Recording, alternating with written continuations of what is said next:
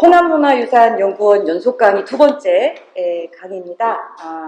두 번째 강의는 적칠문 관목주자와 백제불교라는 주제로 살펴보도록 하겠습니다. 되게 한자가 막 이상한 게 막 나오고 좀 낯선 그 명칭이다라고 생각을 하시겠으나 이게 이제 우리나라하고 굉장히 관련이 깊은 유물이다라고 할 수 있겠습니다. 다시 우리가 1강에서 살펴보았던 것처럼 이제 국가진보장이라고 하는 이 5개의 헌납 리스트 중에 가장 중요한 게 바로 이제 국가진보장이라고 했었지 않습니까? 근데 이 국가진보장은 756년 6월 21일 쇼무천왕의 49제가 되는 날, 이 49제 법회를 흥복사에서 엽니다. 사실상. 그래서 이 흥복사는 바로 그 동대사 바로 앞쪽에 있는 절입니다. 그래서 이 흥복사는 어떤 사찰이냐면 후지와라 씨의 사찰입니다. 그러니까 코묘항우가 자기 집안 사찰에서 남편을 위한 49제 법회를 연 거죠. 그리고 쇼무천왕이 평소에 애장했던 물품이 아주 많이 있었는데 이걸 동대사에만 기증을 한 게 아니라 동대사를 비롯해 가지고 나머지 18개 사찰에도 사실은 물품들을 나누어서 기증을 했었습니다. 근데 현재 남아있는 거는 바로 이 동대사 것만 남아있다는 거죠. 자, 그래서 국가진보장은 이 동대사 비로자 나불에 헌납한 보물 목록이다. 지금 이 국가진보장은 앞에서 보셨던 것처럼 백마지라고 하는 아주 상질의 종이 18장을 연결해 가지고 세로 약 노트 크기 있잖아요. 노트 크기로 25.9cm, 길이로는 두루마리 문서이기 때문에 길이로는 15m 정도입니다. 그리고 이제 두루마리를 말려면 축이 있어야 되겠죠. 이 축은 좀 값비싼 백단나무를 이용해가지고 박달나무를 이용해서 축을 만들었습니다. 그리고 빼꼼하게 이렇게 빈틈없이 천왕의 도장을 3단에 걸쳐서 490개를 날인을 하고 있습니다. 서체는 구양순체입니다. 자, 근데 이제 여기 이 국가진보장에 좀 특이한 것들이 있는데 군데군데 오늘날의 포스트잇이 붙여져 있습니다. 그러니까 표시가 되어 있는 거죠. 그런데 이 포스트잇이 붙여져 있는 부분이 거기에 글자가 되어 있습니다. 글자가 이렇게 쓰겠습니다. 제거할 제자에 물건 물자. 그러니까 아마 물뜻은 지금 없다라는 뜻인 거겠죠. 그러니까 이 리스트를 작성하는 그 과정에서 그게 빠져버린 것 같아요. 그 당시에. 그러니까 나중에 한참 시간이 흐르고 나서 이게 빠진 게 아니라 작성하면서 빠진 것 같아요. 근데 왜 빠진지는 잘 모르겠습니다. 자, 그래서 어떤 누군가가 특별히 가져갔거나, 근데 이거를 재물이라고 쓴 사람이 코묘항우일 가능성이 높다라고 보는 거죠. 이거 기증자인. 그러니까 이 지금 7개의 물건 자체가 이렇게 포스트잇이 붙여져 있는데 이것들에 대한 어떤 그 연구를 해보는 것도 참 재밌을 것이다 라는 생각을 해봅니다. 근데 현재는 정창원에 없는, 당시에 아마 기증하는 당시에도 이건 빠진 물건으로 추정이 됩니다. 자, 그런데 이 국가진보장에서 본격적으로 들어가자 보면 되게 이상한 명칭을 가진 물건이 나옵니다. 바로 이제 적칠문 관목어주자, 적칠관목주자. 그러니까 비슷하죠. 명칭이 비슷한데 다른 거 뭐냐, 위에 있는 것은 문자하고 어자가 들어가고 이게 그 글자 수의 차이죠. 그래서 이게 너무 이제 혼동되기 쉬우니까 편의적으로 글자 수가 많은 것을 제1주자라고 하고요. 글자 수가 작은 것을 제2주자로 하겠습니다. 그러니까 지금 국가진보장에는 주자 2개가 실려 있습니다. 똑같은 명칭의 주자 2개가 실려 있다는 거죠. 자, 근데 이 제1주자라고 하는 이 주자는 천왕가에서 대대로 천왕에게만 이게 상속되는 물건이었습니다. 그래서 7세기 후반에 해당되는 천무천왕부터 시작해서 지통, 문무, 원정, 성무, 효겁. 그러니까 성무가 효무입니다. 그리고 효무 다음이 효무하고 호묘황후 사이에서 태어난 딸입니다. 여왕이죠, 여왕. 효격, 호겐 천왕입니다.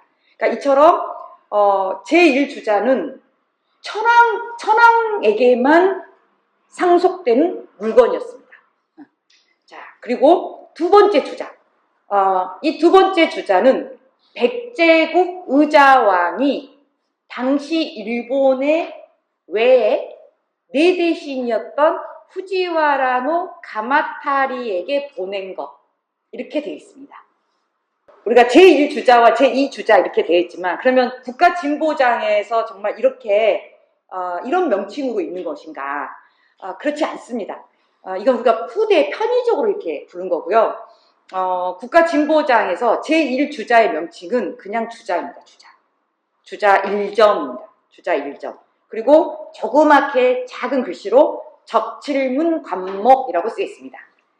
그러니까 이제 이걸 이제 합쳐가지고 이게 또 천안가에서 대대로 이렇게 내려왔다고 하니까 어자를 붙인 겁니다. 높여줘서 어자를 붙인 거죠.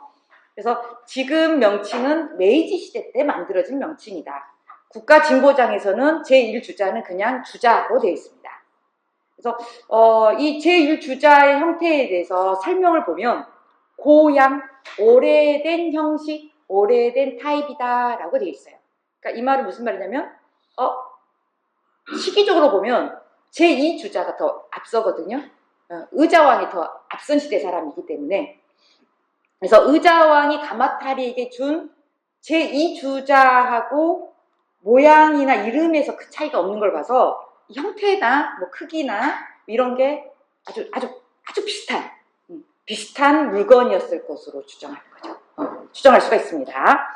자, 그래서 아마 이 천안가의 대대로 이렇게 상속되던 제1주자는 제2주자를 모델로 해서 만들어진 것. 그렇게 유추할 수 있습니다.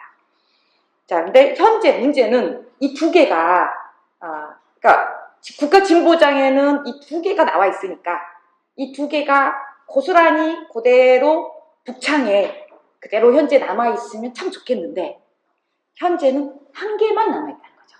한 개만 남아있다. 그것도 메이지 시대 때 발견했을 때는 온전한 상태가 아니고요.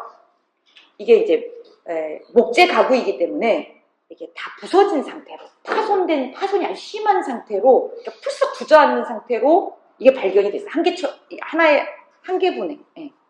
자, 그래서 그걸 메이지 시대 때 보고를 했습니다. 이겁니다. 이게 바로 적칠문 관목주자라고 하는 그러니까 제1주자든 제2주자든 둘 다 똑같았을 거예요.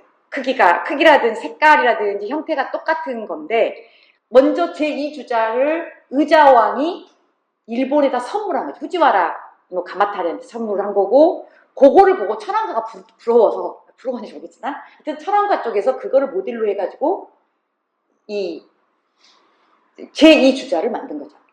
그리고 근데 어느 시기에 시간이 흐르면서 이게 두 개가 다 장창원의 이제 기증이 됐는데 시간이 흐르면서 결국 하나는 사라지고 하나만 파손된 상태로 남아있던 것을 메이지 시대 때 복원했더니 이 모습이더라라는 거예요.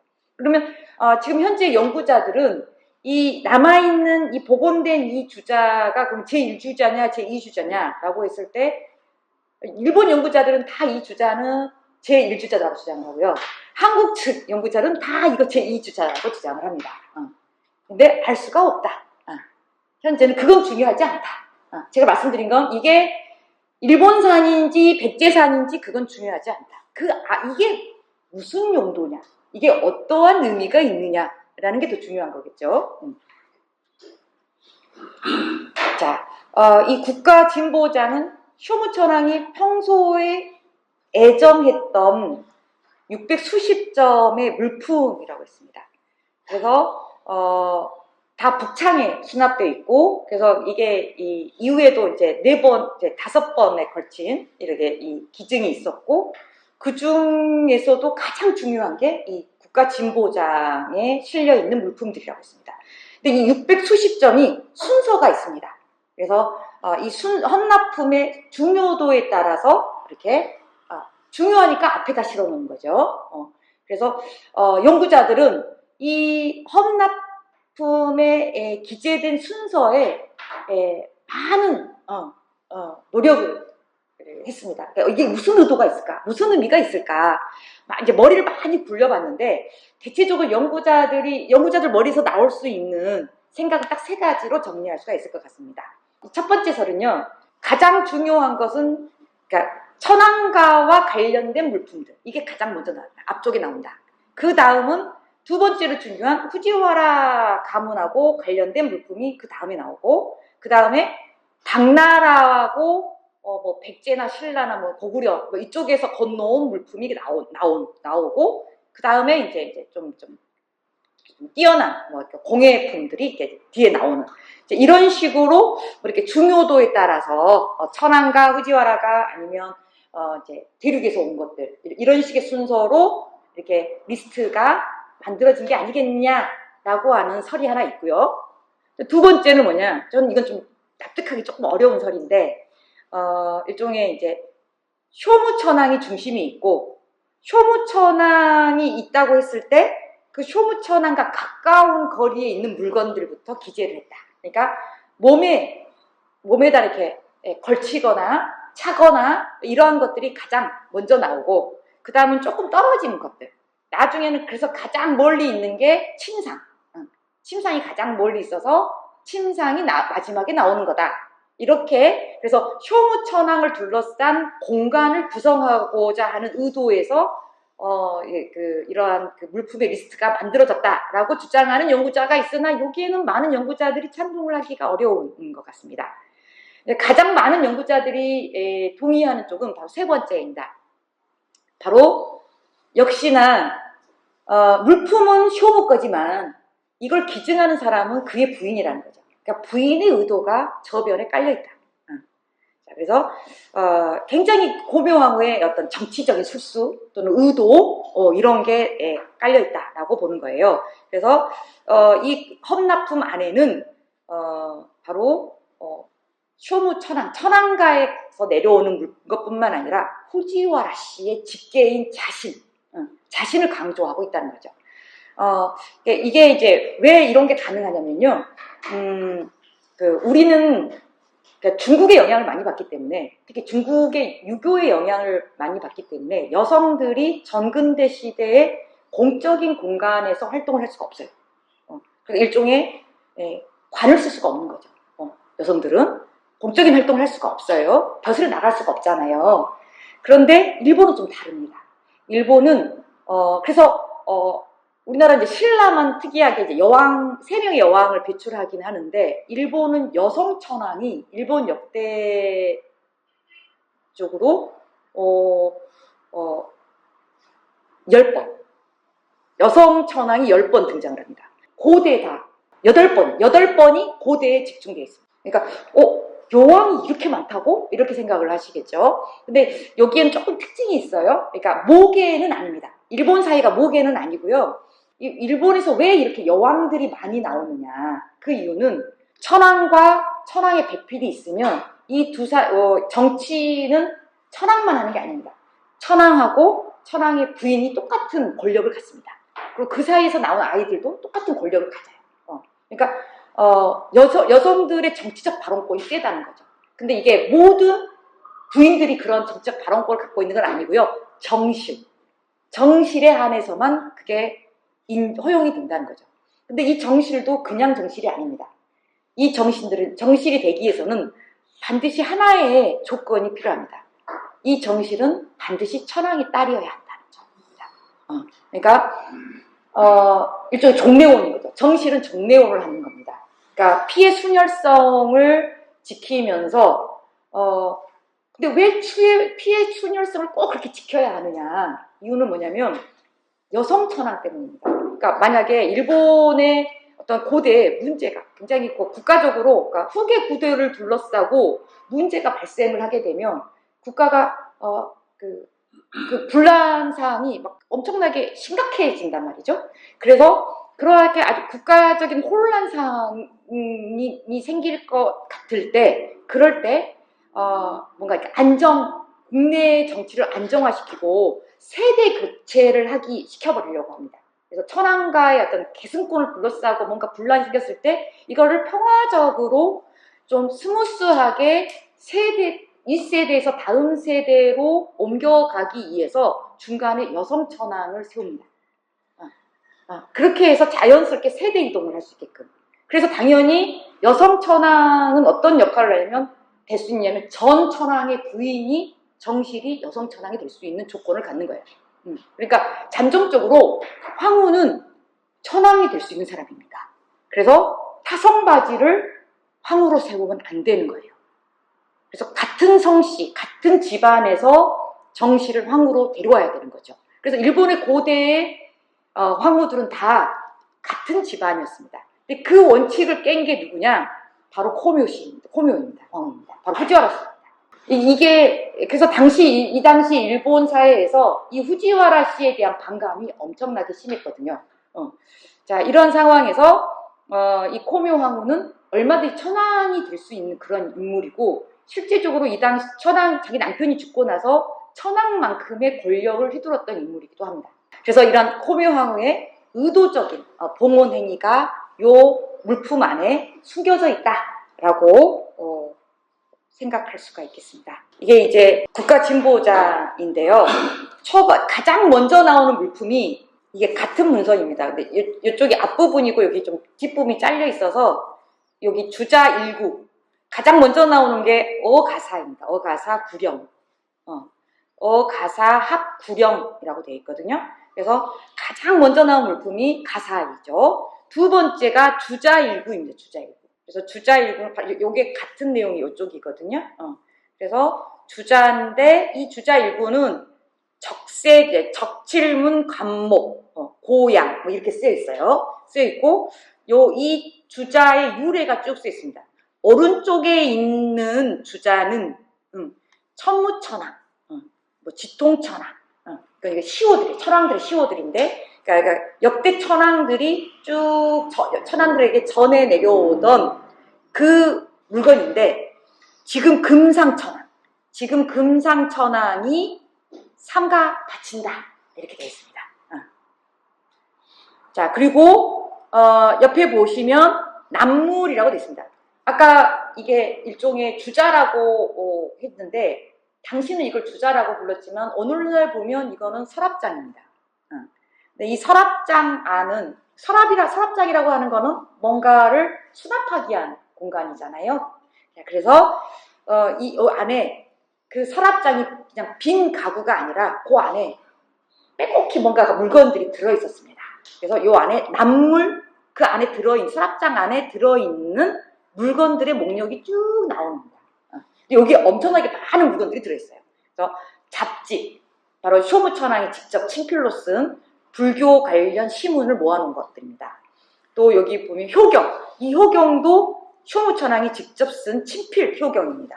또 악의론, 이거는 코묘황후가 쓴 왕이지의 악의론입니다. 자, 뭐 이렇게 되어 있는 거죠. 근데 또 옆에 보면 이게 이제 포스트잇이 이게 붙여 있었던 7개의 포스트잇이 붙어 있었다고 그랬잖아요. 표시가 되어 있는데 여기에 재물이라고 되어 있습니다. 재물. 그러니까 이거 목록을 작성할 당시에 이 당시부터 원래 처음에는 이것도 헌납을 할 예정이었으나 무슨 이유인지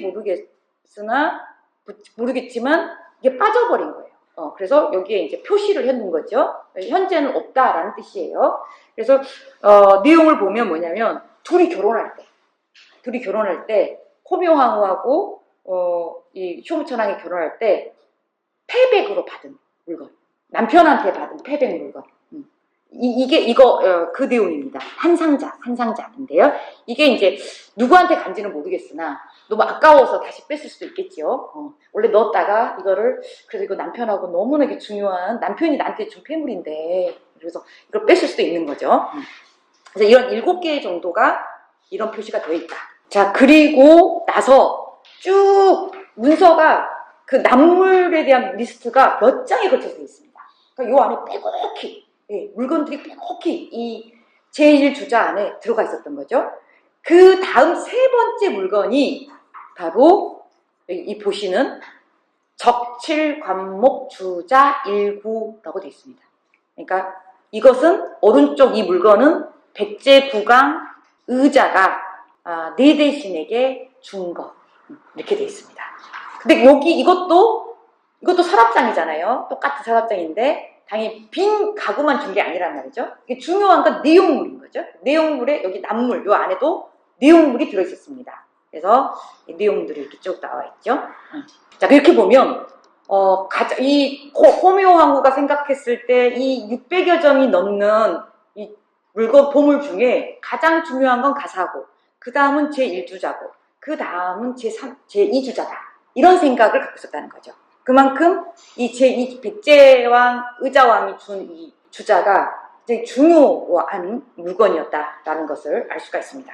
근데 이 물건은 천황가의 물건이 아니에요. 후지와라 씨가 받은 물건입니다. 그래서 국가진보장의 그 내용들을 정리해보면 가장 앞부분에는 표제, 이게 진보장이다라는 것, 그리고 호묘황후의 건두발문, 그리고 이제 물품들의 리스트, 그리고 권말에 자신이 왜 이거를 헌납하게 됐는가, 그런 원문, 그리고 문서 작성 날짜, 그리고 이 리스트를 작성할 때 보증인들, 바로 대신들이죠. 근데 이 대신들은 어느 특정 관청, 자미중대라고 하는 이 관청 소속들의 관인들이 다 연설을 하고 있습니다. 서명을 하고 있어요. 우리 국가진보장에서 이 호묘황후가 왜 이 물건들을 어떤 의도에서 이렇게 헌납을 하게 되는가를 지금 남아있는 자료를 통해서 우리는 추측을 해야 되는 거죠. 남아있는 자료를 추측할 수 있는 거는 건두발문하고 권말의 원문, 이 두 개를 분석하는 겁니다.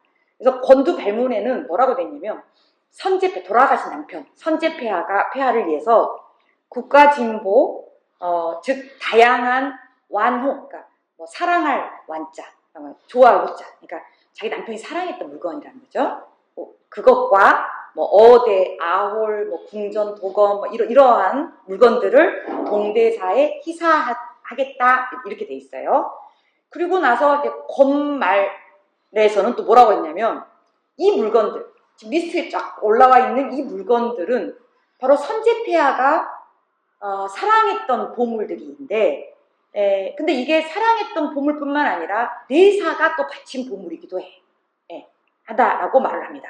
그래서 이러한 물건들을 볼 때마다 추억을 생각하게 되고, 그리고 눈에 이걸 보면 슬픔에 빠져서 막 죽을 것 같다. 그래서 비로자 나불에게 바친다. 이렇게 했다는 거죠. 그래서 이 건두발문하고 원문을 이렇게 종합해서 보면 국가진보는 단순히 효무천황이 사랑했던, 아꼈던 물건으로만 구성된 건 아니다는 거죠. 그러니까 실제로도 천황가의 물건만 들어가 있지는 않았단 말이죠. 그러니까 여기 권말 원문에 보면 내사가 바친 물건이라는 것도 있었어요. 그래서 이 내사가 바친 물건 안에, 요 안에 호묘황후의 주요한 그 목적의식이 바로 요 안에 들어있지 않을까라는 생각을 하게 되었습니다. 자, 그렇다면 이 내사가 뭐냐? 내사는 어떤 관청을, 그러니까 그냥 관련된 관청이라는 뜻이에요. 이것과 관련된 이런 업무를 보는 그 관청이다. 이런 그냥 일반 명사거든요. 근데 이 내사가 어떤 관청인가? 많은 관청 중에 어떤 관청인가라고 하는 것은 바로 끝부분에 연서한 그 날인을 한 이 사람들이 어느 관청에 속해 있는지를 알면 그게 곧 그 내사라는 걸 알 수가 있게 되는 거죠. 근데 이 사람들은 다 자미중대라고 하는 부서의 관청에 속해 있었던 인물들입니다. 근데 이 자미중대는 어떤 관청이냐면요. 자미는 북극성을 의미합니다. 우리가 그 천체를, 그 하늘을 바라보면 성황대제, 옥황상제, 그러니까 동양에서 생각하는 우주의 중심이죠. 우주의 중심이 바로 이 북두칠성, 북극성입니다. 움직이지 않는 별이잖아요. 우주의 중심이고 이건 황제의 별입니다. 그래서 보통 이제 황제가 사는 궁궐을 자미궁이라고 하는 것도 우주의 중심이기 때문입니다. 근데 그거를 거기서 그 자미를 가져온 겁니다. 자, 중대라고 하는 건 뭐냐면 어디서 많이 들어보셨을 거예요. 중대. 익숙한데 발해의 중대성. 그러니까 원래 당나라는 삼성육부제 중서성이거든요. 근데 그 중서성의 역할을 발해는 중대성이에요. 근데 일본에는 이런 중대성은 없습니다. 그런데 이때 바로 이 자미중대가 만들어질 때 일본하고 발해가 사이가 겁나 좋습니다. 엄청 좋습니다. 그래서 아마 이 중대라고 하는 이건 중서성에서 하는 역할을 하는 거거든요. 아마 이 중대라고 하는 거는 발해의 관청에서 가져왔을 가능성이 높다. 근데 그렇다면 이 자미중대는 도대체 뭐 하는 관청이냐라고 했을 때요. 이거는 황후의, 그러니까 즉 코묘 황후의 업무를 봐주는 관청인 거죠.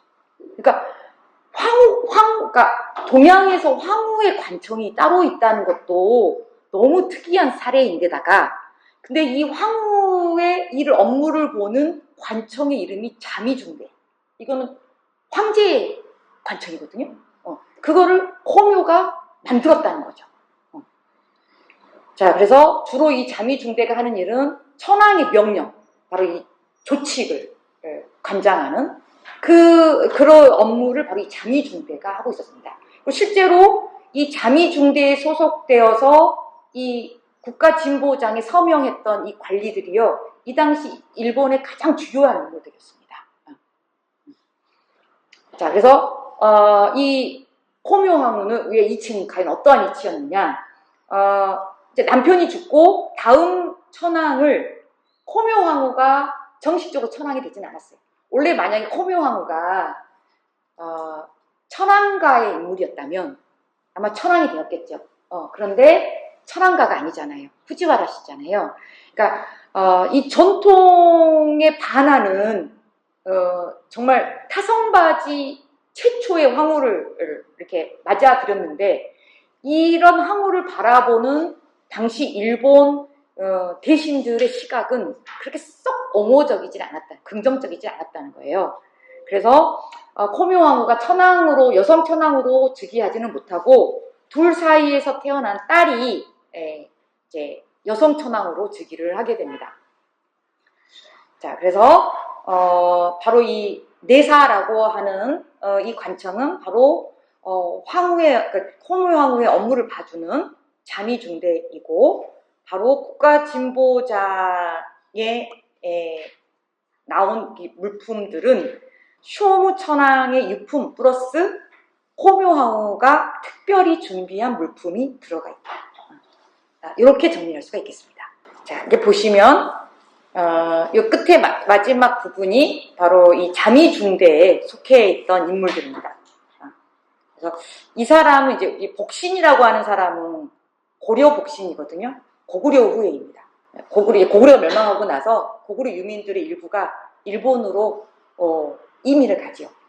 그래서 이제 그 고구려 후의 일부인 이런 사람들이 이제 일본 조정에서 이제 활약을 합니다. 그 중에 한 사람이 이런 복신, 이 고구려계 출신의 이런 그 도래인들이 일본과 발해의 관계, 이 역할에 굉장히 큰 활약을 해요. 그러니까 그 복신이라는 이름을 많이 뒀습니다. 흔히 많이 쓰는 이름입니다. 그러니까 뭐 마루, 그러니까 우리가 흔히 말하는 그 일본어, 그러니까 이름이라는 게 유행을 타잖아요. 고대도 흔한 이름들이 있거든요. 예를 들면 일본의 딱 그 7, 8세기 때 일본 귀족 남자들이 가장 많이 쓰는 이름이 마로라고 하는 이름이거든요. 이 마로가 우리나라의 마루종.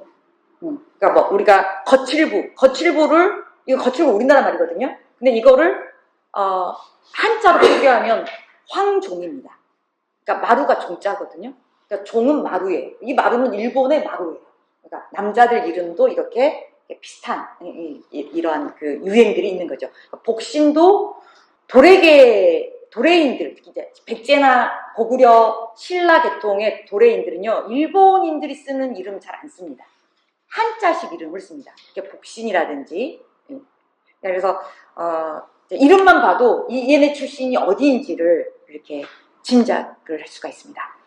자, 그래서 이 아까 국가진보장에 나와 있던 그 제2주자 그 부분을 다시 이렇게 좀 큰 글씨로 인용을 해봤습니다.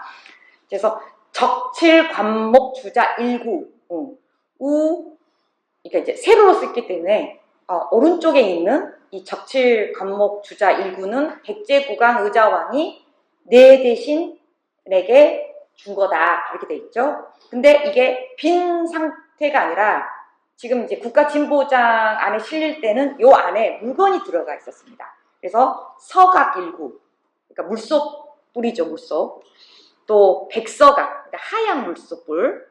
반서각은 이제 문양이 있는 얼룩소뿔이라고 해야 되나요? 물소뿔. 또 백석진자. 이 백석진자는 무게추입니다. 추. 근데 이거 대리석으로 만든, 백석이니까 대리석으로 만든 추 16개. 또 은평탈자, 이게 은평탈자, 그러니까 은평탈압자라고 하는 게 뭐냐면 바둑용기, 바둑돌을 담는 바둑 용기예요. 근데 그 안에 각각 바둑돌이 들어있다라고 되어 있어요. 그러니까 요런 것들이 바로 이제 제2주자 안에 들어가 있었다라는 거죠. 근데 문제는 그러면 이 안에 있는 납물이 의자왕이 후지와라 씨에게 줬을 때 그 안에 들어있던 물건인가 아닌가의 문제가 또 있겠지요. 자, 그래서 제2주자는 백제 의자왕이 내 대신 후지와라 가마타리에게 준 물건이다. 그래서 후지와라 가문의 입장에서는 특별한 물건, 이걸 아무나 받을 수 있는 물건이 아니라는 거죠. 그래서 근데 이 제2주자가 어떻게 천황과 효무에 애용하는 물건 안에 들어가 있게 되느냐. 원래 이제 이 서랍장은 후지와라 가마타리 소유물이었는데, 이제 후지와라 가마타리가 죽고 나서 그의 적자가 바로 이제 후이토입니다. 그러니까 가마타리에게는 아들 둘이가 있었는데, 큰아들은 스님이 돼요. 승려가 돼요. 그래서 견당사로 중국을 갔다 돌아와가지고 젊은 나이에 죽습니다. 요절을 합니다. 그리고 이제 유일한 아들인, 둘째 아들인 후이토가 이제 적자가 된 거거든요. 자, 그래서 이제 이 후이토가 아버지한테 이 서랍장을, 이 제2주자를 상속을 받은 거죠.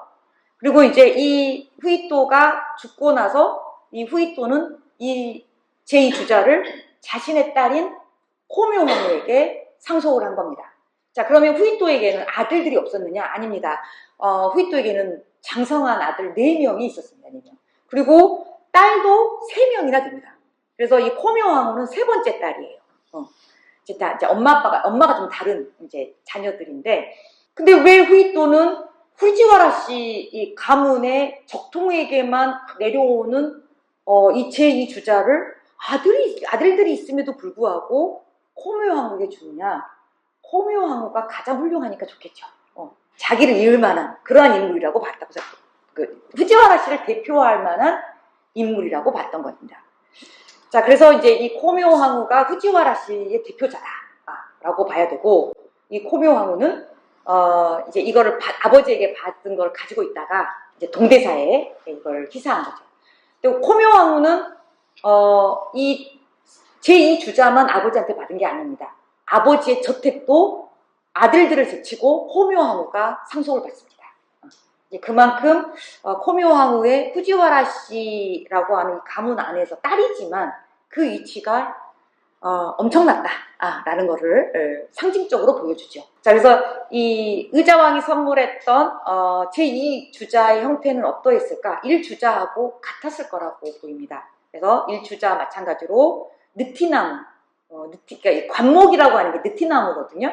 그래서 이 느티나무를 이렇게, 느티나무가 무늬가 되게 예쁘답니다. 그래서 느티나무의 이렇게 나무 문양을 아주 잘 살려가지고 그 위에다가 염색, 식물 염색인데 붉은색을 채취한 거예요. 그걸 소방이거든요.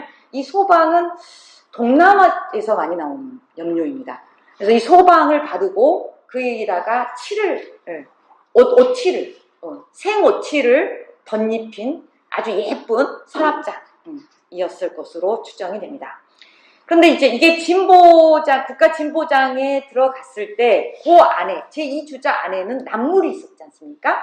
그 납물에 이제 물소, 뿔들 이렇게 들어있었는데, 이거는 의자왕이 이 후지와라 가마타리에게 선물했을 때 내용물이 아닌 걸로 보입니다.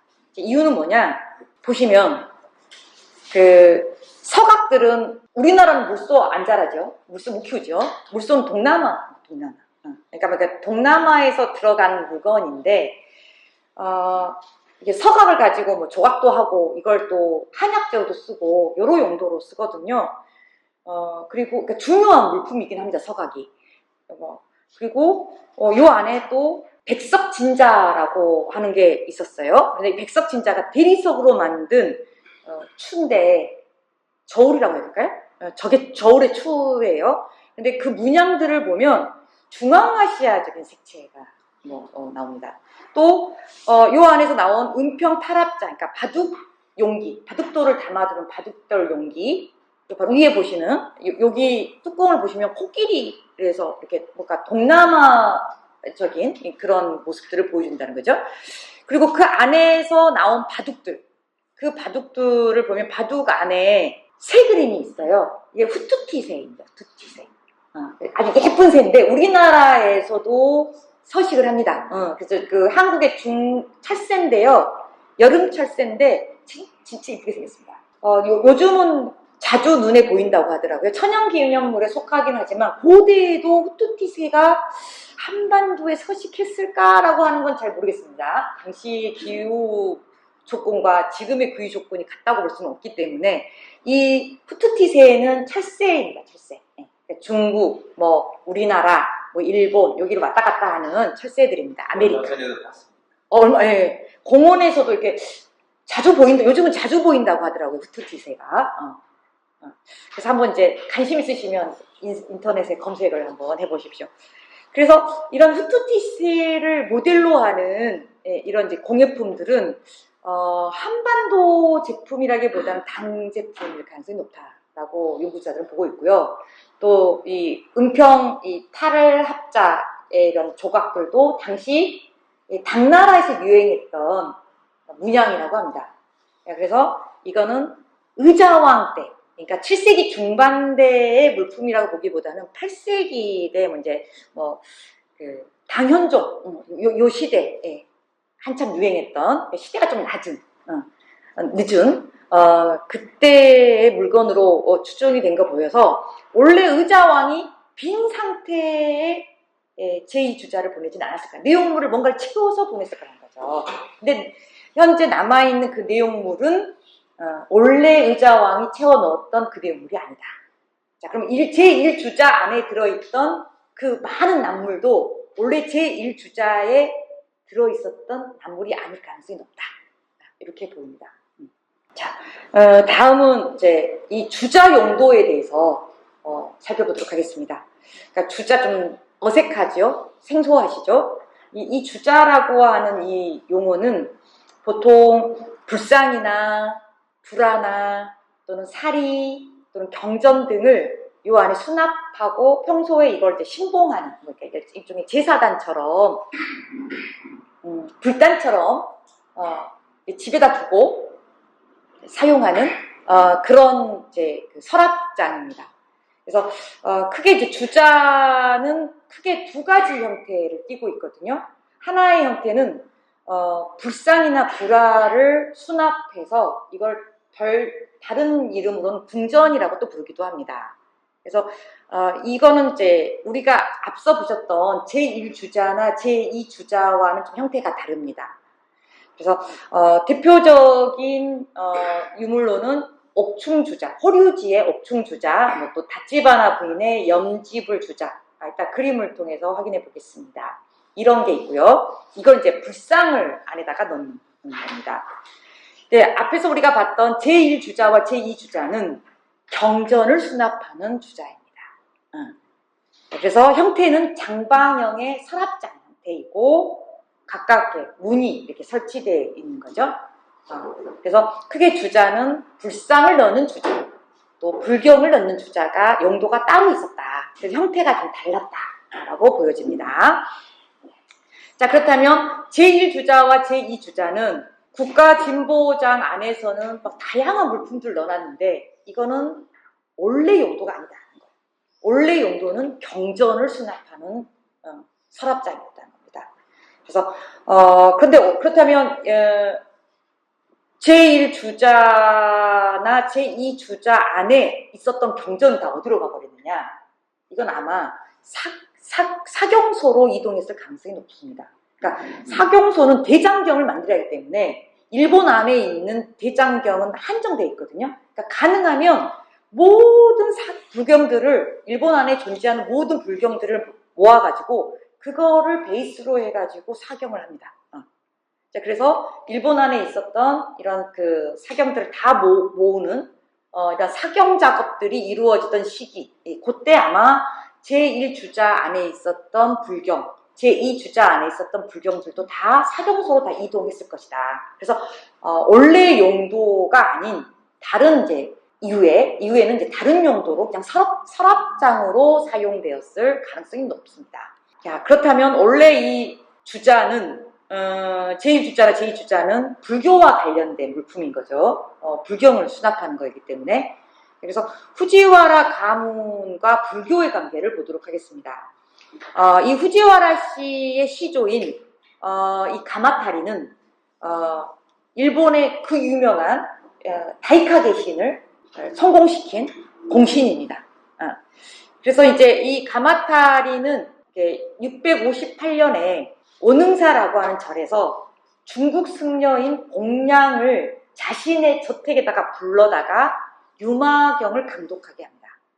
그리고 다른 자료에서는 656년에 가마타리가 병에 걸렸는데 백제 승려인 법명리라고 하는 승려가 이제 와가지고 유마경을 강독을 했대요.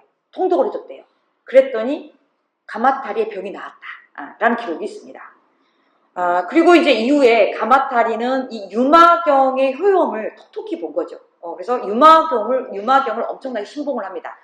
그래서 이제 가마타리는 자기의 저택, 야마시나의 그 스에하라라고 하는 자기 저택에서 유마경에 관한 강설 법회를 정기적으로 열게 됩니다.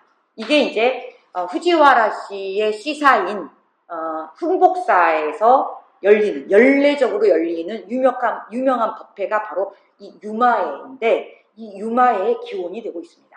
자, 보시면 주자는 두 가지 종류의 주자가 있었다고 했습니다. 첫 번째 주자는 불상을 안치한, 그게 이제 그 호류지에 있는 옥충 주자라고 했죠. 이게 바로 옥충 주자입니다.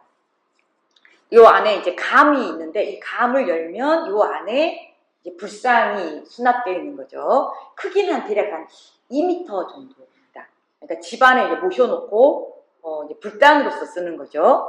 또 여기는 이제 다찌바나 부인 염지불 주자라고 하는 건데, 이것도 문을 열면, 감문을 열면 불상이 삼존불이 이렇게 안치되어 있습니다. 근데 이제 여기 이 호류지에서 전해지는 이 호류지는 백제와 관계가 되게 깊은 절이잖아요. 일본 최초의 절이기도 하고 성덕태자와 관련된 절이죠.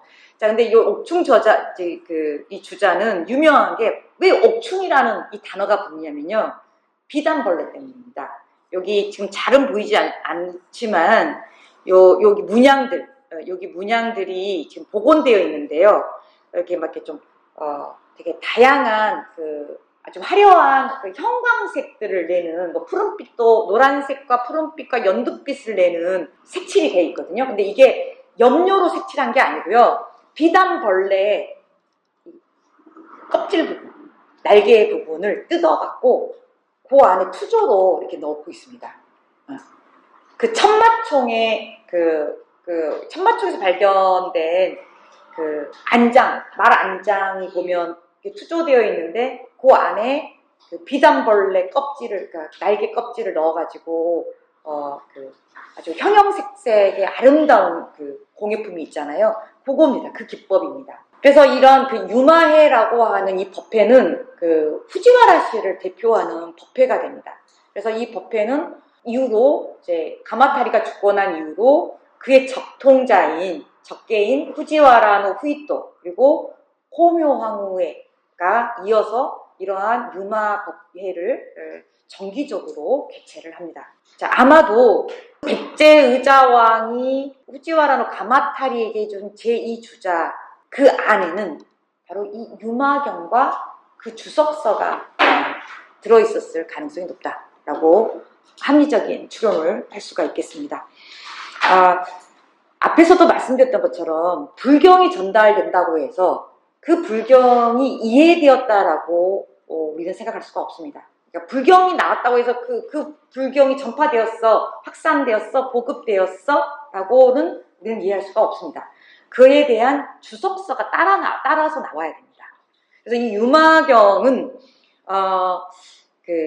현재 한역본으로 현존하는 게 지겸의 유마일경, 또 구마라집의 유마일 소설경 3권, 또 현장법사의 설무구친경 6권, 이렇게 현재 한역본으로 이 3가지 버전이 존재하는데요.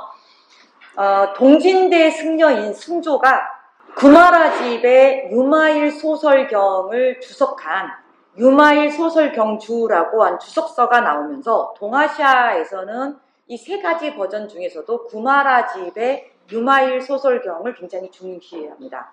그래서 아마 의자왕이 준 제2주자 안에는 아마 유마경과 또 유마일 소설경과 같은 그런 주석서가 들어있지 않을까라는 추론을 해볼 수가 있겠습니다. 실제로 가마타리는 이 불교에 대해서 굉장히 깊은 관심을 갖고 있었고 그 중에서도 유마경에 관심을 갖고 있었습니다. 그래서 자신의 장남이었던 정예를 출가시켜가지고 이 유마경을 공부시키기 위해서 당나라 유학을 보내기도 합니다. 이제 아쉽게도 이 정예가 당에서 공부를 해가지고 돌아와가지고 얼마 안 있어서 죽어버립니다. 근데 이 유마경은 어떤 불경이냐면요. 대승불교의 대표적인 불교입니다. 초기 불전입니다. 그래서 뭐 승망경, 법화경, 유마경이 아주 대표적인 동아시아 대승불교의 당시 유행했던 불경 중에 하나라고 할 수 있는데요. 이 반야의 공사상을 기본 바탕으로 하고 있습니다. 그래서 이 유마경의 주인공은요.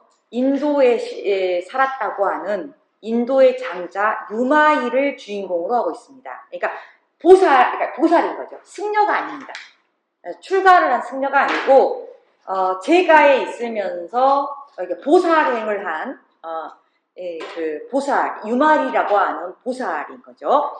그러니까 이 사람은 세속에 있으면서 보살행을 실천한 인물로서 굉장히 지혜로운 인물이었다고 합니다. 그래서 부처님 앞에서 부처님과 부처의 10대 제자 그리고 지혜 보살이라고 하는 문수 보살 앞에서 설법을 했고 그래서 많은 사람들을 감복시켰다라고 하는 그런 인도의 그 보살입니다. 이 유마경이 바로 후지와로 가마타리 자신과 겹쳐지는 거죠. 이미지가. 그러니까 승려는 아니지만 보살행을 행하는 유마일과 후지와라의 가장은 같은 인물이다 라고 하는 인식을 갖고 있었던 거죠. 그러면 백제의 이 유마경은 언제 도입되느냐? 백제 성왕대 양나라로부터 열방경과 함께 이 유마경이 같이 들어왔을 가능성이 점쳐집니다. 그리고 이 백제에서 이 유마경이 크게 이제 보급되게 된 거는 7세기대 중반 고구려 승려 보덕의 영향으로 보여집니다. 삼국유사에 따르면 원래 이 보덕이라고 하는 승려가 고구려 승려였는데 당시 보장왕대 고구려는 도교 정책을 장려해요. 그래서 이 도교와 불교는 항상 그 갈등 구조에 있거든요. 대척점에 있어요. 그래서 고구려가 대놓고 국가적으로 도교를 막 진흥시키려고 하니까 보덕이 여기에 대해서 비판을 하고 결국은 백제로 옮겨가 버립니다. 근데 삼국유사에서는 조금 더 신비적으로 이 부분을 기록을 하고 있어요. 그래서 650년에 이 고구려 승려 보덕이 이 자신이 살고 있는 방장을 하룻밤 사이에 날려가지고 백제 완산주에 있는 고대산 경복사로 옮겨갔다. 이런 기록들이 나옵니다. 그리고 이 고대산 경복사에서 이 보독이 열방경과 유마경을 설법하면서 보독의 이 열방경과 유마경을 듣고자 신라의 원효 의상도 백제를 찾았다. 막 이런 기록들이 있는데 아마도 7세기 중반에 이 보독의 덕택으로 백제에서는 이러한 유마경이 굉장히 유행을 했을 것으로 추정이 됩니다. 자, 그래서 아마도 백제가 제2주자를 만들고 사합장을 만들고 그리고 그 안에다가 유마경과 유마경의 주석서를 넣어서 일본에 보내려고 한다면 적어도 일본 측의 대신인 후지와라 가마타리가 유마경에 심취해 있다라고 하는 정보가 백제 측에 전달되어야만이 이게 가능해지겠죠. 자, 그래서 아마도 제2주자가 백제에서 가마타리에게로 전달된 시기는 의자왕이 살아있었을 때, 그리고 가마타리가 그러니까 불경에 대한 관심을 갖고 있었고 내신이라고 불렸을 때, 이게 하나의 실마리가 되어서 어떤 이 제2주자의 일본 전달의 시기를 추정해 볼 수가 있을 것 같습니다. 의자왕의 제2연가는 641년에서 660년 사이입니다. 자, 그러면 가마타리의 경우는 어떠하냐? 가마타리가 죽기 직전에 대신이라는 칭호를 받고 대근간이라고 하는 지위에 오르고요. 후지와라라고 하는 성을 하사받습니다. 그래서 이후에 후지와라 가마타리에 대해서 사람들은 후지와라 내대신이라는 이름으로 부르고 있거든요. 그런데 이 시기는 이제 후대이죠. 자, 의자왕이 살아생전에 가마타리는 뭐라고 불렸냐? 가마타리는 아마 내신으로 불렸던 것 같습니다. 그래서 내신은 아마 다이카 개신이 일어나고 난 이후에 후지와라 가마타리에게 내신이라고 하는 칭호를 주거든요. 그러니까 이 내신 아마 일본의 이 가마타리가 내신으로 불렸는데 이게 이제 백제 측에 당시 의자왕이 전달받기로는 일본에서 가장 영향력이 있는 인물이 바로 후지와라 나카토미노 가마타리인데 이 사람이 내신이야. 근데 이 사람이 유마경에 굉장히 관심이 있어. 이런 식의 정보를 전달받았겠지요. 근데 이때 내신이라고 하는 이 칭호는 중국에서나 백제, 고구려, 신라에서는 황제의 국왕의 총신, 유력한 대신 이런 의미를 의미하고 있어요. 자, 그래서 필요 충분 조건을 따져보면 제2주자가 가마타리에게 전달되기 위해서는 다음과 같은 필요 충분 조건이 갖추어져야 합니다. 일단 백제 의자왕이 가마타리에 대한 정보를 알아야 한다는 것. 그리고 백제하고 야마토 정권, 즉 외가 사이가 굉장히 좋아야 한다는 전제 조건입니다. 자, 근데 이 조건이 일치하는 그 시점이 바로 제2주자가 백제 측에서 일본에 전달되는 시기로 추정이 가능한 거죠. 당시 일본의 정치 상황들을 보면 645년에서 654년 사이에는 백제하고 그렇게 사이가 좋지 않습니다. 이 시기는 다이카 정부여가지고 오히려 신라하고 당을 조금 더 의식하는 그런 다각적인 외교 노선을 취하고 있을 때입니다. 그런데 이러한 다각적인 외교 노선을 취하고 있었던 코도쿠 천황이 654년에 사망하면서 이 야마토 정권, 이 외 정권의 외교 노선은 다시 친백제적인 성향을 띠게 됩니다. 그렇다면 654년 이후 이렇게 볼 수가 있겠죠. 자, 그리고 삼국사기에서도 의자왕 13년, 653년에 의자왕이 외국과 우호관계를 맺었다라고 되어 있습니다. 그러니까 1년 차이, 1년 정도의 차이는요, 시간차는요, 이거는 그렇게 큰 차이라고 할 수가 없습니다. 그러니까 이게 약간 기술하는, 그러니까 연대를 기술하는 방식에 따라서 뭐 유년칭원 또는 6월 칭원이라는 것들이 있거든요. 그러니까 유년칭원은 뭐냐면 국왕이 죽고 나서 국왕을 추모하기 위해서 국왕이 죽은 해는 원년으로 하지 않고 그 이듬해를 원년으로 하는 거. 그렇게 하거나 그런 방법이 있거나 또는 유월 칭원. 그러니까 그 달은 그대로 칭하지 않고 그 다음 달을 원년으로 하는 경우.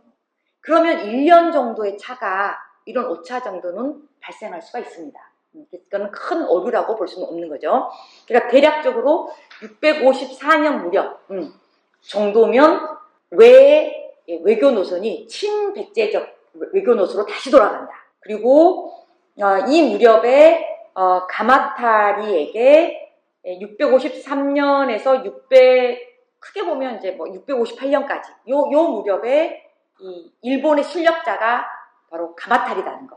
그리고 이 사람이 유마경에 굉장히 관심이 있다라는 정보가 백제 측에 전달되었을 가능성이 높다라는 거죠. 일본 서기에 보면요, 백제가 일반적으로 이렇게 외와 교류를 할 때, 우리가 이번에 이제 그 에이펙 행사를 하면서 트럼프 특별 게스트로 왔잖아요. 그때 이제 우리 정부에서는 신라 왕가를 선물로 줬잖아요. 그러니까 예나 지금이나 외교석상에서는 이 프레젠트, 그러니까 선물이 굉장히 중요하거든요. 근데 선물은 여러 가지 종류가 있을 수 있습니다. 그래서 국가에게 주는 선물, 이게 이제 일본 서기에서는 이제 일본 서기 필법인데 이제 국조라고 되어 있어요. 국가에게 주는, 그러니까 국왕에게 주는 선물인 거죠.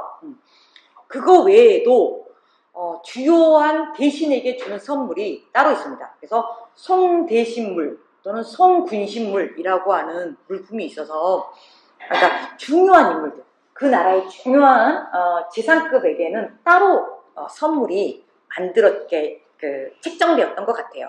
그래서 아마도 가마타리가 백제로부터 받은 물품은 바로 이 송대신물이나 송군신물 안에 들어있는 물품이었을 것으로 추정을 해볼 수가 있겠습니다.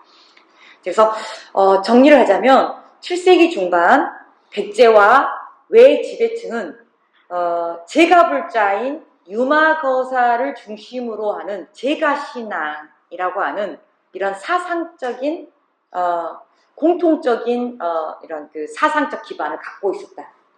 그래서 유마경을 배경으로 하는 이러한 사상적인 동질감을 서로 유지하고 있었고, 그걸 외교적인 부분에서 이걸 활용했다.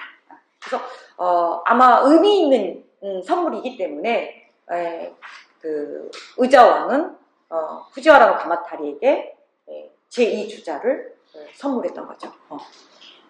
이걸 충분히 활용했을 것이다 라고 보여집니다.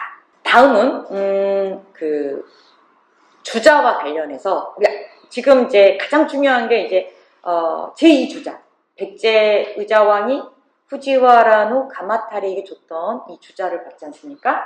다음은 제1주자입니다. 아마 이 제2주자는 후지와라 가문에 되게 중요한 물품이었어요. 그런데 이 물품을 호묘왕후가 후지와라 가문에 계속 쭉 상속하지 않고 이걸 왜 동대사에 기증을 했느냐. 이게 크나큰 뭔가 목적의식이 있을 것이다 라고 추정이 됩니다. 그래서 이 제2주자는 원래 가마타리에서 후이토에게서 호묘왕후로 상속이 되었는데, 후이토에게는 아주 걸출한 아들들 4명이 있음에도 불구하고 후이토의 재산들, 그러니까 저택을 비롯해서 뭐 이제 사람들, 그러니까 뭐 이런 사람들이나 땅 이런 게 모두가 다 딸인 호묘왕후에게 상속이 됩니다. 그래서 아마 이 호묘왕후는 명실공히 후지와라의 적통이라고 하는 것들을 인정받았던 걸로 보여요. 자, 근데 이 후지와라의 가문의 적통임을 인정하는 그게 바로 이제 제2주자란 말이죠. 근데 이것만 있느냐? 그렇지 않습니다. 국가진보장 안에 이 제2주자 외에도 후지와라의 적통임을 증거하는 물품이 몇 개 더 있습니다. 그 하나가 바로 제1주자 안에 들어있었던 물품입니다. 남물 중에 하나에 적선등가라고 하는 인장이 박힌 두가입성이라는 책이 있었습니다. 근데 이 두가입성 안에 그러니까 적선이라고 하는 거는 불교 용어잖아요. 선을 쌓은 어떤 가문? 후지와라 가문. 이 후지와라 가문의 인장이 그야말로 옥새처럼 이렇게 찍혀가지고 제1주자 안에 들어가 있었습니다. 이건 일부러 의도적으로 코미오하고가 넣었다라는 거예요. 그리고 또 이 1주자는 사실상 천황가의 대대로 내려오는 물건이었단 말이죠. 그래서 이 금상천황, 당시 코미오하무의 딸인 효겸천황이 브로자나불에게 헌납하는 형식을 취하고 있습니다. 형식적으로는. 그러나 실질적으로 헌납하는 주체는 코미오하무라는 거죠. 당시에 그 황실계보도입니다. 이렇게 보시면 7세기 후반의 천황이거든요. 이 천무천황입니다. 이 천무천황의 정실이 지통천황인데요. 조카입니다. 형님 딸이에요. 형님 딸과 결혼을 했습니다. 그러니까 처음에는 황후였는데 천무천황이 죽고 나서 그 둘 사이에서 둘 사이에 태어난 적통인 이 초벽 황자가 천황으로 즉위하기 바로 직전에 사망해버립니다. 근데 이 천무에게는 아들들이 10명 이상 있었어요. 후보군이 있음에도 불구하고 이 아들들에게 후계를 계승하지 않고 부인에게 계승을 합니다. 부인에게. 그러니까 황후라고 하는 사람은 잠정적으로 천황이 될 수 있는 인물인 거죠. 그러니까 천황의 딸이어야 한다. 전제 조건은 반드시 천황의 딸이어야 한다. 천황가의 인물이어야 한다. 자, 그래서 그리고 나서 이 지통천황으로 즉위한 이후에 그 다음 천황이 누가 되냐면 손주가 됩니다. 손주가 되고요. 이 손주가 20대 또 사망을 합니다. 그러니까 손주가 사망을 하니까 천황 자리가 어디로 가느냐? 사실은 이제 효무로 와야 되는데 효무가 너무 어려서 이로 갑니다. 바로 초벽 황자의 부인이지만 지통과 천무의 며느리이면서 동시에 지통의 여동생입니다. 천지의 딸이에요. 그러니까 족보가 엄청나게 복잡하죠. 여동생하고 결혼하기도 하고 조카하고 결혼하기도 하고 이모하고 결혼하기도 하고 고모하고도 결혼합니다. 이게 피해 순혈성 때문인데 하여튼 이렇게 갔다가 다시 문무천황의 누나인 여성 천황에게 오고 그다음에 효무 천황에 오고 효무 때 최초로 타성바지 황후를 받아들입니다. 바로 후지와라 씨의 출신의 코묘 황후죠. 당시에 이 코묘가 사실은 처음에는 황후가 아니었습니다.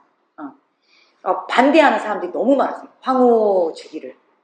그런데 이제 반대하는 사람들을 다 척결하고 후지와라 씨가 정권을 잡으면서 자신 출신의 딸을 옹립을 한 거죠. 황후로. 원래는 효무의 여러 명의 부인 중에 한 명이었습니다. 여러 명의 부인 중에 한 명. 근데 후지와라 씨가 정권을 장악하면서 이게 가능해진 거죠. 이후에는 이제 이처럼 코묘 황후가 등장하고 나서는 이제 천황가의 출신의 황후를 받아들이지 않고요.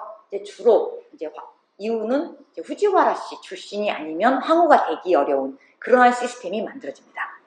자, 그래서 제1주자의 상속은 천무와 지통계의 핏줄, 요 핏줄을 잇는다. 이 핏줄로 천황을 잇는다라고 하는 게 굉장히 중요했던 것 같아요. 그러니까 여기에 정통성이 있는 인물들에게만 제1주자가 상속되었던 걸로 보입니다.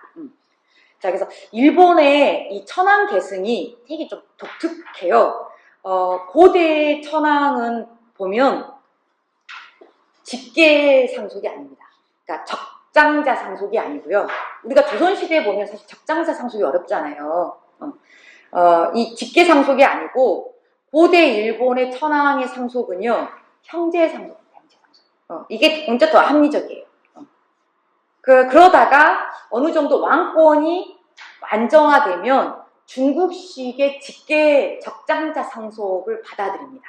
자, 그래서 이 7세기 후반이라고 하는 이 시점이 일본의 전통적인 형제 상속 안에서 중국식의 적장자 상속을 받아들이는 그런 과도기다라고 보여지고, 이처럼 천무지통으로 이어지는 이런 그러니까 중국식의 이 적장자 상속법을 이렇게 받아들이는 이 과정에서 바로 타성바지 황후로 만들고, 그리고 이걸 가능하게 해줬던 지지 세력이 바로 후지와라시라고 볼 수가 있습니다. 자, 그래서 코묘황후는 역대 천황의 상징물과 같은 제1주자라고 하는 이 안에 후지와라 씨의 인장이 찍은 책을 넣음으로써 바로 역대 천황이 이렇게 적장자로 상속이 가능하게 됐던 게 바로 후지와라 씨의 공이 크다. 그러니까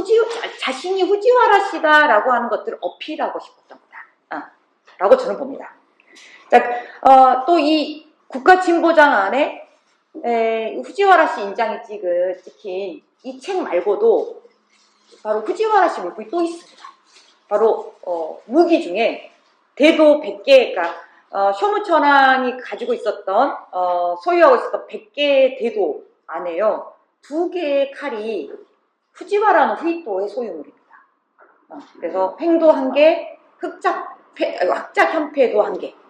이 2개가 아버지 후이토의 물건인데 그거를 일부러 거기다 집어넣은 거죠. 그래서 이거는 후지와라 씨를, 그러니까 지금의 현재 천황가가 있는 건 후지와라 씨 덕분이야. 그러니까 후지와라 씨가 단순한 조력사가 아니라 함께 이 정권을 이끌어가는 동반자야. 그러니까 내가 그냥 단순한 후원자가 아니야. 그러니까 수렴청정을 하는 인물이 아니라 지금 천황과 함께 이 일본이라고 하는 천하를 다스리는 천황과 같은 인물이야 라고 하는 걸 어필하는 거다 라고 볼 수가 있겠습니다.